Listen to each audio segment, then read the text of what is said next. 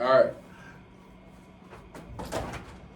Alrighty, welcome back to the Pancake Block Podcast. My name is Sam Wall, and I'm joined here today by Vince Halloran and Jackson Tracy.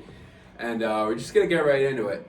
So as the sun sets on another NFL regular season, the dust will clear and give way to the playoffs. And you got 14 teams still standing, and they're ready to go to reach the peak of that NFL mountaintop. The quest to be the final two teams standing at SoFi Stadium, and the right to add Super Bowl champs next to their name this offseason and for the rest of time.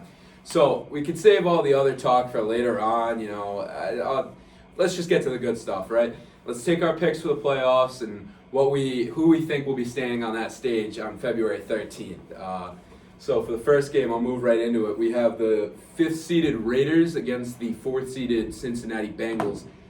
I'm going to preface this with, I like the Raiders a lot. They battled through so much this season in terms of off-the-field issues, clinging on to playoff contention. Unfortunately, they did botch our chance to see Justin Herbert in the playoffs, and now we have to watch Big Ben try not to get embarrassed by the Chiefs. But either way, I don't see them beating the Bengals here. I just think that there's too much happening on offense for the Bengals to lose this game. I don't see the Raiders being able to stop it. I mean, if I had to lay out a path to victory, it starts and ends with Max Crosby, really. Just trying to get pressure, make Joe Burrow uncomfortable. Even at that, I just don't see it. The big thing here is it's going to be the run. Joe Burrow's great and all, but you got Joe Mixon, and I just don't like this Raiders run defense. I believe it's ranked 26th in the league, give or take, and I think Joe Mixon's going to be able to gash this defense wide open. And I think the Raiders, if they had a chance to win this game, they're going to win it in the secondary and force Joe Burrow with pressure, and hopefully they'll come down with some turnovers. But even at that, I like guys in that secondary like Nate Hobbs. I think he's a great young player. He's fast. I believe he ran a 4.38 before the draft, and he's super physical, great hands, and he's a really big playmaker in that defense. I'm excited to watch him guard Jamar Chase. I think that'll be a little game inside of the game type situation. But my final pick here is going to be Bengals 34, Raiders to 26. Jackson, what about you? Yeah, I think it'll be a close game for sure, because I just don't really believe in the Bengals defense to completely shut down the Raiders offense. I think what Derek Carr has done this year is absolutely incredible. With everything from the Henry Ruggs situation to Damon Arnett to John Gruden, of course. It's just really remarkable what Derek Carr has been able to do to hold that team together and get them to the playoffs. They really showed me something against the Chiefs. It made life extremely difficult for a lot of that game for Justin Herbert, who's been explosive all year long. So I expect him to be able to limit what Burrow can do to a certain extent. But at the end of the day, I think the playmakers that Cincinnati has, combined with the receivers and Joe Mixon, I think they should be able to get it done. And I also think they should be able to get some pressure with Hendrickson off the edge. And so I'm going to pick the Bengals 31 to 28. All right, Vince, how about you?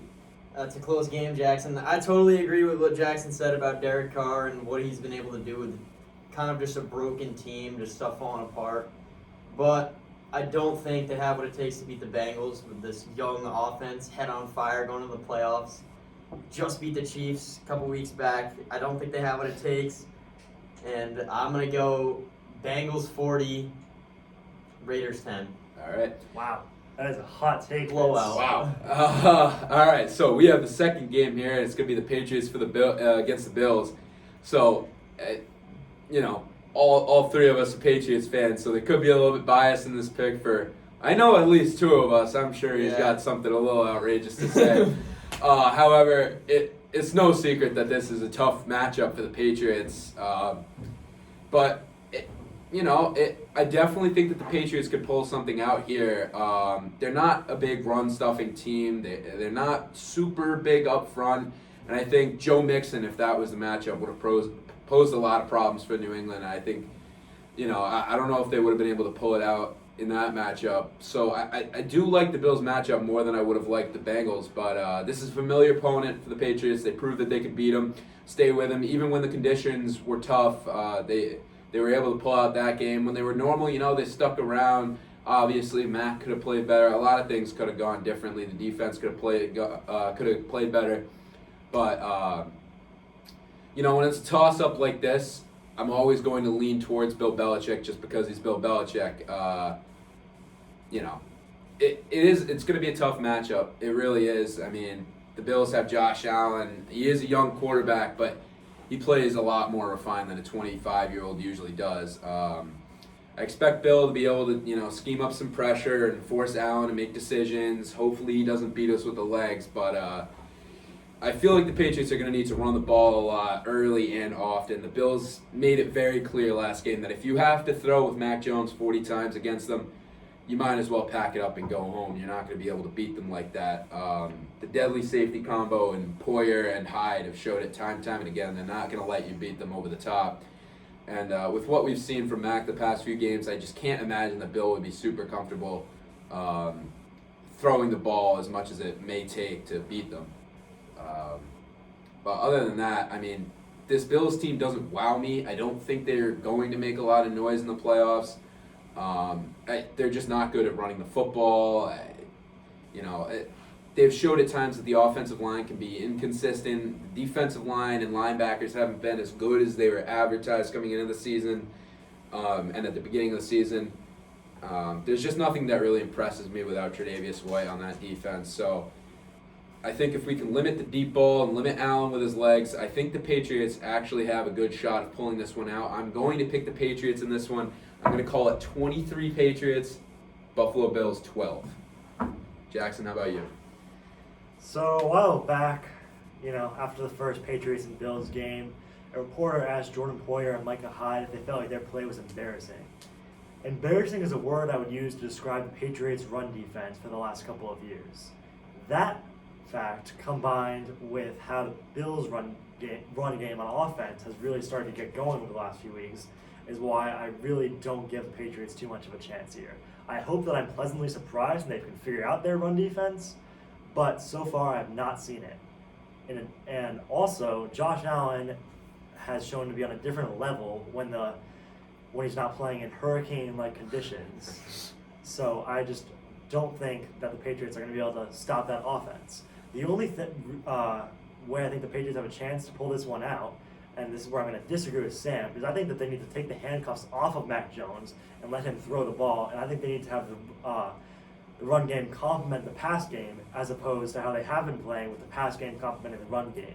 If you don't get the pass game going early, then you're having 1 to 3 yard carries, and all of a sudden it's 3rd and 7, 3rd and 8, and it's hard to convert on those time and time again, and you end up with these trying to complete these 12 to 13 play drives to score touchdowns, and it just is very difficult, especially with the sloppy play, penalties, blocked punts, and so many other things that the Patriots have had go wrong, so many uncharacteristic things that they've had go wrong over the last few weeks. So I'm going to pick the Bills 27, Patriots 20. Yeah, and this game is going to come down to really who makes the least amount of mistakes, and that's kind of really why I chose the Patriots, despite them playing uncharacteristically with a lot of mistakes this season, a lot of penalties, mistakes that you wouldn't really see out of a Bill Belichick team. I feel like the Bill Belichick is going to be able to coach this team up this week and limit some of those things, simplify the game, and if Mac has to throw 30 times, then so be it. But I still think that our run game is going to be able to pull this out against the Bills. Vince, what about you? You both had great takes.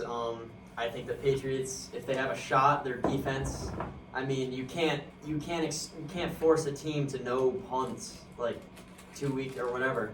Their last matchup, they didn't punt one time. So that's a thing. You're gonna have to get Josh Allen off the field. You can't they're gonna get points. I don't think they have a shot. And also, the Patriots need to have pressure on Josh Allen. He can't just sit back in the pocket with all sorts of time, because that's when he starts getting dangerous. Because the defensive backs can't guard these skilled receivers for that much in just long durations of time. And when Allen just sits there, people like Stephon Diggs eventually are just gonna get open, and that's just where it falls apart and it just gets explosive. And then even with that, like, Josh Allen is just so deadly with his legs. So that's one thing, is keeping Josh Allen pressured and like out. Don't let him run. That's what I think the Pats need to do if they need to have a chance. I'm a biased Patriots fan, so I'm gonna go Patriots 31, Bills 28. All right. So this next game, it's the Eagles versus the Buccaneers. 7 seed against the 2 seed. Now for me, this is a trap game. So while my pick is going to be the Buccaneers, and I fully expect the Eagles to make a very good push to win this game, and I actually think that it could happen. I think this is going to end up being a slugfest. I think Jalen Hurts is going to have an incredible game, and he's going to show why he deserves to be a starting quarterback next season, even if it's not for the Eagles, if something crazy were to happen. I think Jalen Hurts is going to prove that he is a starting quarterback in the playoffs.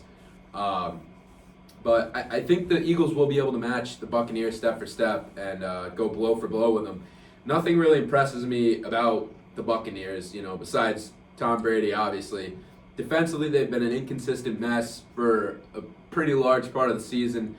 I mean, some weeks they'll put a 7-foot wall on the line of scrimmage, eliminating the run, and other weeks they'll look like they have never seen a running back before.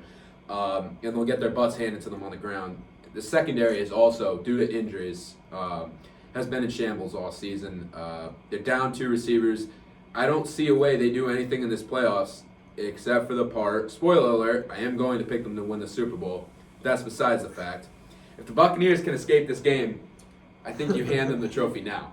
So I'm going to pick the Buccaneers to win this game 39-36 in overtime for no other reason than Tom Brady. Jackson. Sam, I just can't believe that you're giving the Eagles a chance in this one. I mean, I think it could certainly be a close game, because I do agree that it could just be a slugfest because of the lack of options that Tom Brady has to throw to at the moment. But the Eagles have not beat a team with a winning record all year.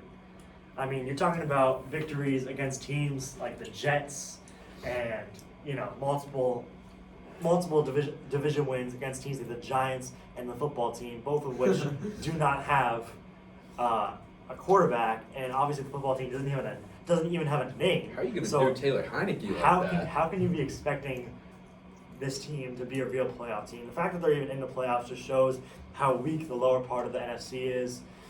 And Tom Brady is going to get it done. I know that the Eagles have been a problem for him in the past, but it is going to be the Bucs 19-10. Yeah. Vince? I'm going to lean towards Jackson's side here. I mean, when has Brady being down star receivers ever been a problem for that man? We can talk about his receiving core for years, and he's just been able to get it done. And like Jackson said, the Eagles are trash. Hurts isn't the real deal, and it's gonna be a bloodbath. Never bet against Tom Brady. He's gonna. And I'm gonna take Buccaneers in a bloodbath, high-scoring game, 50-21. Wow. Oh my God, a 50 burger in the playoffs. Have mercy. Yeah, I mean, like I said, my problem obviously is not with Tom Brady. That's the only reason why I'm eventually going to pick him to win the Super Bowl this year.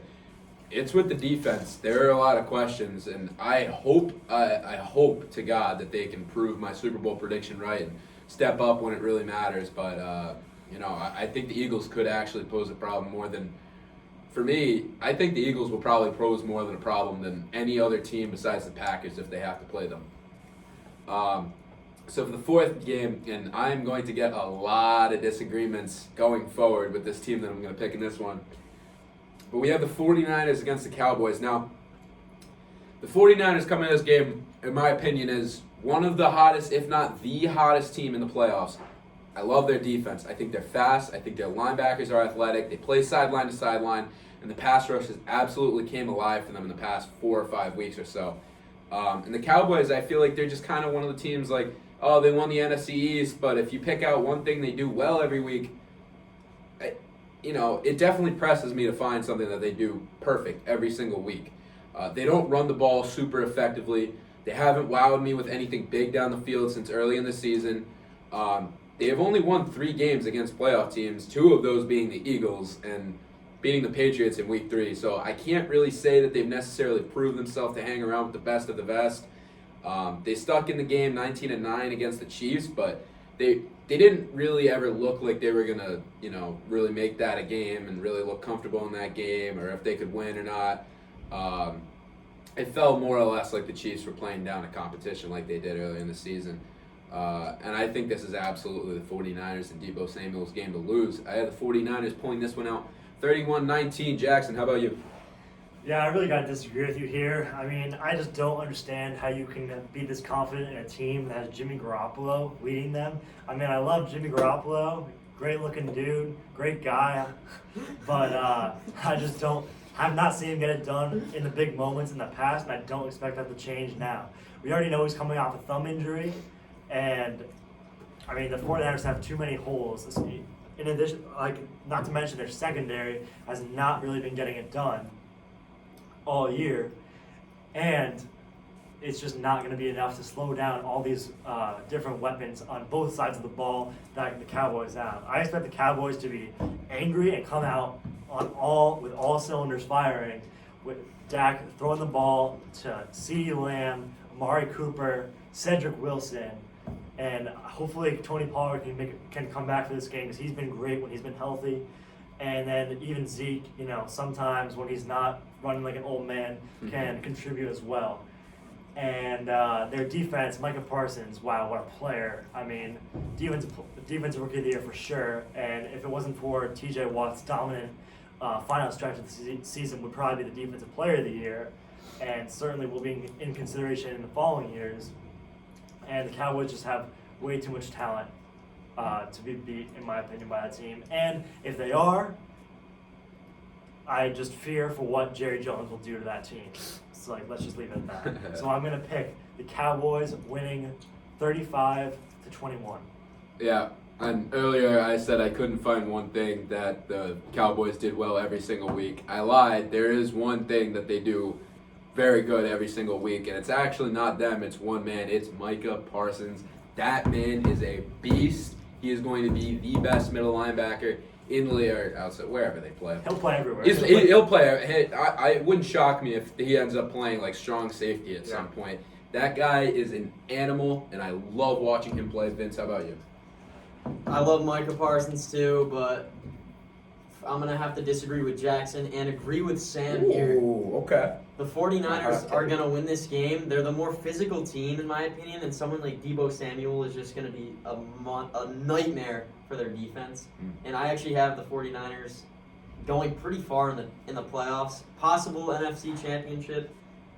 But you say a guy like Jimmy Garoppolo, I do agree with you, Jackson. He's not an explosive type of player. Like, he's no Patrick Mahomes. He's not gonna just rip your defense for 450 plus passing yards. But I do think he works really well in the system, and I think the system is capable of beating the Dallas Cowboys. And I have the 49ers winning 35-31. Yeah, all right. So for the fifth game, we have the Steelers-Chiefs. I'll keep this one quick. I've got a lot written just because that's how I work, but we got to get it moving. I'll keep it quick for you. Unless we see the Chiefs implode and play down the competition like they did early in the season, then I think it's pretty safe bet to chalk this up to a Chiefs win.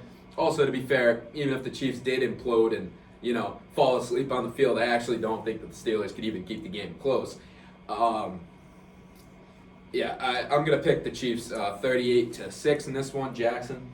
Yeah, I mean, there's really no chance of the Steelers. It would take Big Ben finding the fountain of youth between now and Sunday, and then even something would have to happen to Patrick Mahomes, and maybe at that point there could be a conversation about it. But even then, the Steelers have not been able to stop the run, and Kansas City's defense has been on another level for the last 2 months of the season. Yeah, all right, Vince. There really isn't much to say here. We all saw the prior matchup of these two teams in Arrowhead. It's just so hard to win a playoff game in the cold, and just Big Ben's just stagnant offense. It's going to be a lot to a little. It's just like that. Yeah. All right. So for the sixth game, Cardinals-Rams. This is going to be, besides the Eagles-Bucks game, this is going to be my favorite game to watch this week. Obviously the Patriots, but this is going to be a very good game. I'm really excited for this one just because a pick in this game for any of us to come out here and really pick a team to win this one it's a real shot in the dark. We've seen both teams in many different forms this season. Sometimes they underperform. Sometimes they remind you that they were both Super Bowl champions for a considerable amount of time this season.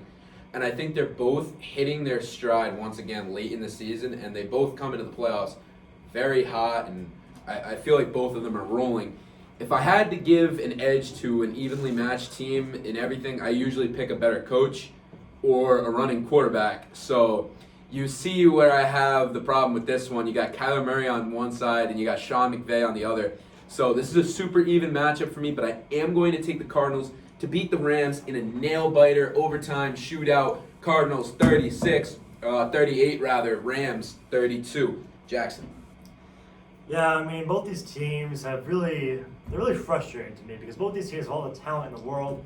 I know that the Cardinals had some injuries here and there, but, I mean, they still have plenty of talent with James Conner, Christian Kirk, A.J. Green. Obviously, Kyler Murray is one of the most polarizing players in the league. And they have, plenty of talent on defense as well. And then you have the Rams, Odell Beckham, Cooper Kupp. Van Jefferson's a good player that no one talks about. Matthew Stafford obviously has one of the bigger arms in the league. Cam Akers is coming back. Sony Michel's had a good year. And then their defense just star-studded with Jalen Ramsey and Aaron Donald leading it off. Not to mention Von Miller, they traded for this year. And that defense, to me, has just been really underperforming for how much talent they have. And they should be a little bit embarrassed by how they got shredded by Jimmy Garoppolo last week.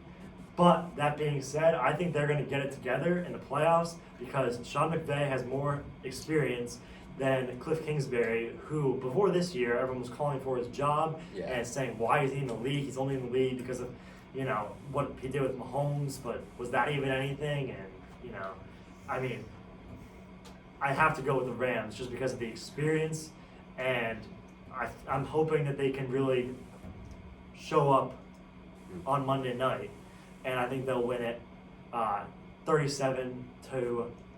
Okay, Vince? Yeah, on Jackson's side here again, but I don't think the Cardinals really have what it takes to beat a insane team like the Rams. I mean, the Rams are just so insane on both sides of the ball. Pro Bowlers, both sides of the ball. It's just, they're crazy good. And I think that the Cardinals, I've said it since about the midseason, they were just going to go one and done in the playoffs. I mean, they were winning games and all, but I never really saw what was so special about them. So that's why I got Rams 28-20. All right. So that'll wrap up the wild card weekend. Now we go on to the divisional round, and I'll move quickly because we got to wrap this up. Patriots-Titans. I don't know what I think of the Titans. I don't see them making any noise in the playoffs. I think I would genuinely pick every team in the AFC to beat them besides the Steelers and, maybe the Raiders, depending how the Raiders are going to play. But I have the Patriots beating the Titans 24-20 in this one. Jackson?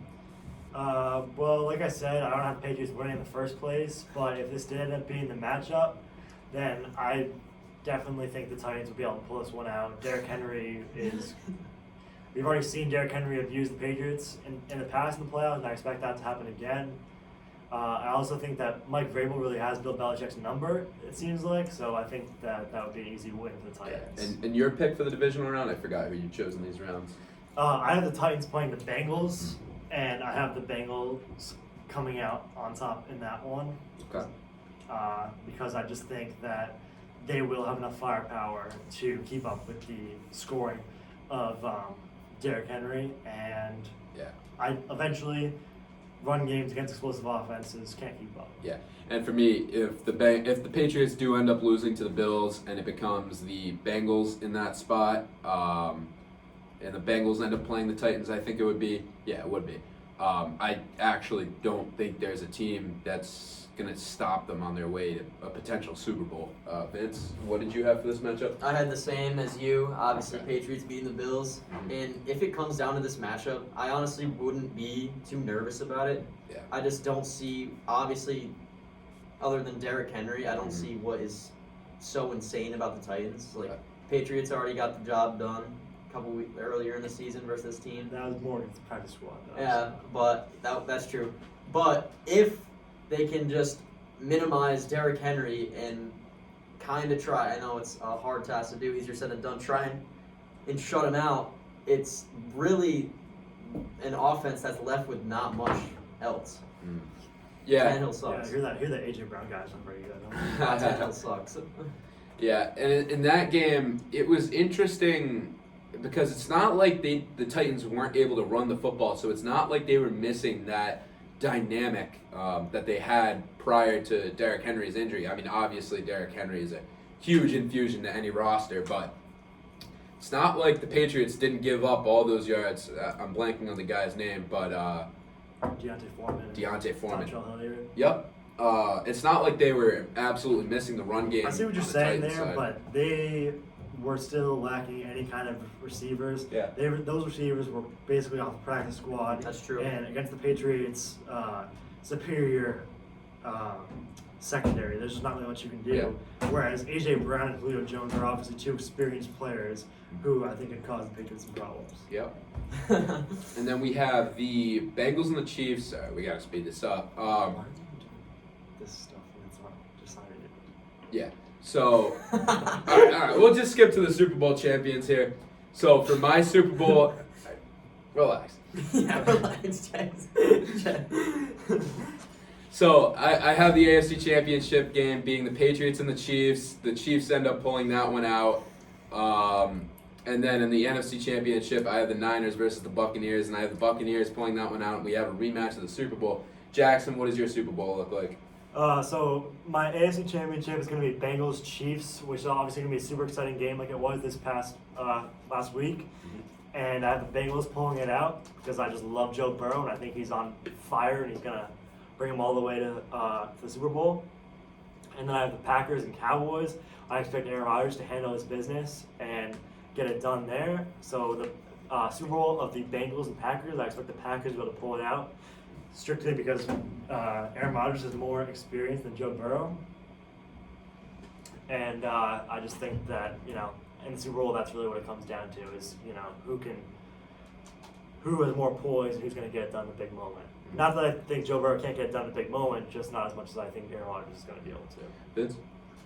AFC, I got Patriots, Chiefs like you, and unfortunately, I think the Chiefs in the AFC Championship is just too much to handle, and it'll be a Chiefs Packers Super Bowl and State Farm Super Bowl, and then on the other side, NFC, it's going to be Packers, 49ers, and it's going to be a shootout, and it's just, obviously I already picked Packers, so Packers, Chiefs.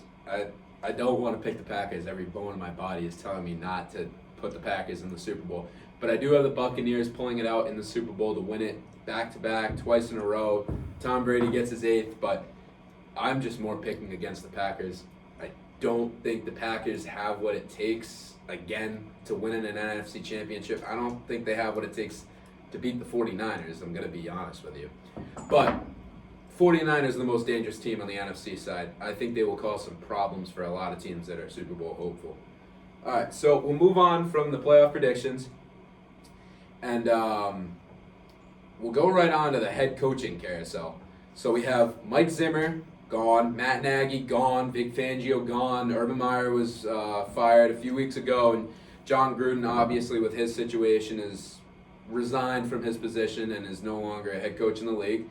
And the big name here that we're all familiar with because we're Patriots fans, and I think everybody was shocked by this one, Brian Flores was also fired. Now, obviously, most of these guys on that list ran their course in their current job, and it was time for them to go. But the name Brian Flores sticks out to me. Just, Brian Flores turned that team around after Gase was fired.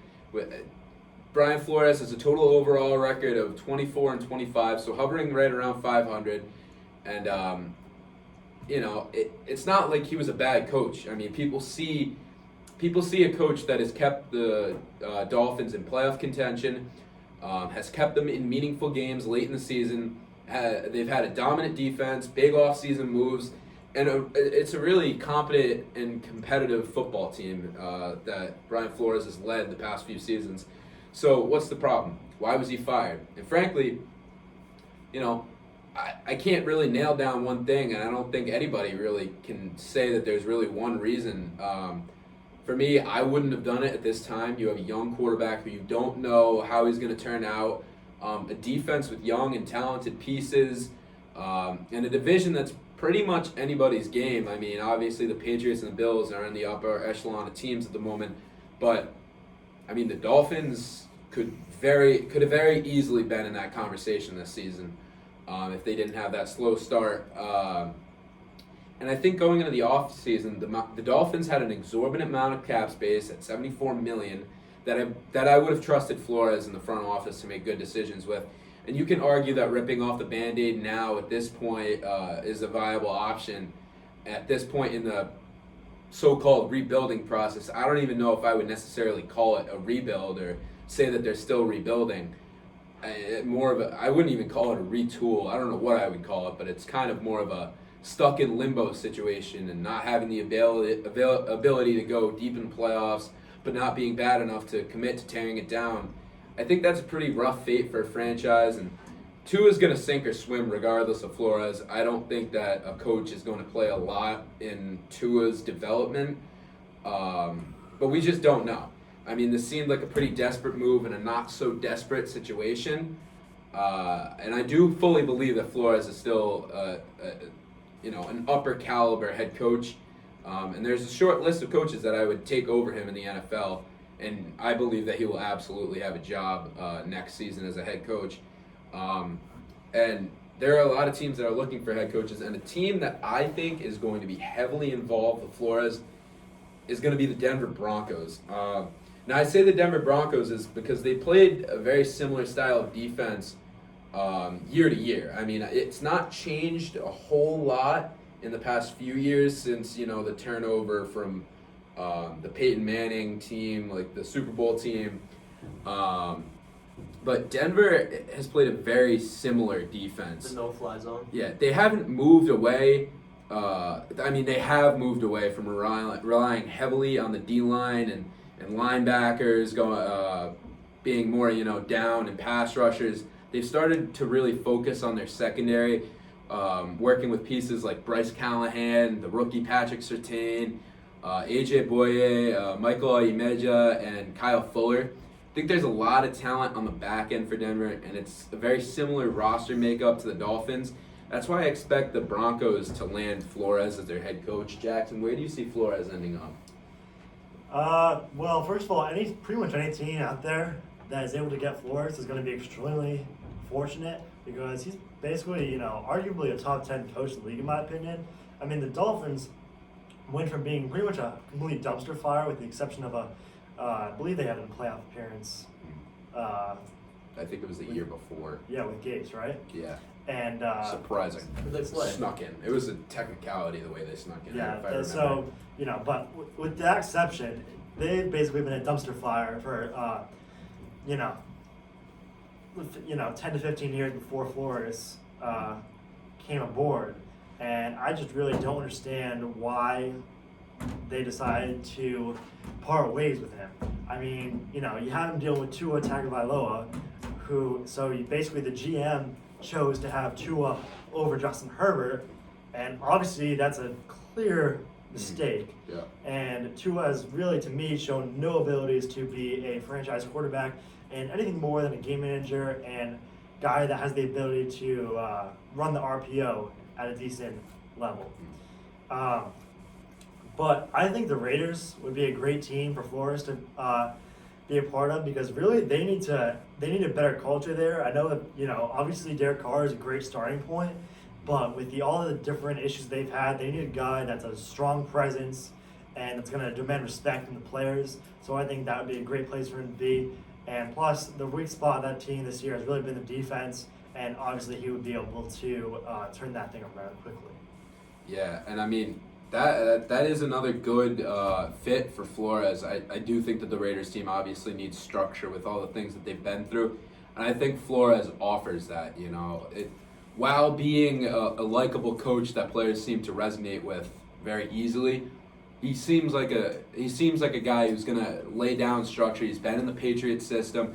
He knows what that's all about, and while I don't feel like he copies it exactly like Matt Patricia tried to do or Bill O'Brien made an attempt at doing, or maybe Joe Judge is doing some futile attempt at in New York God knows what they're doing over there. I don't know why he didn't lose his job after calling a QB sneak on 3rd and 9.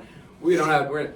That's a story that we can get into at a later date. But I think Flores is a very viable option for any team, and I love his defensive mind, and I think he's a great coach. Vince, where do you think he is going to end up?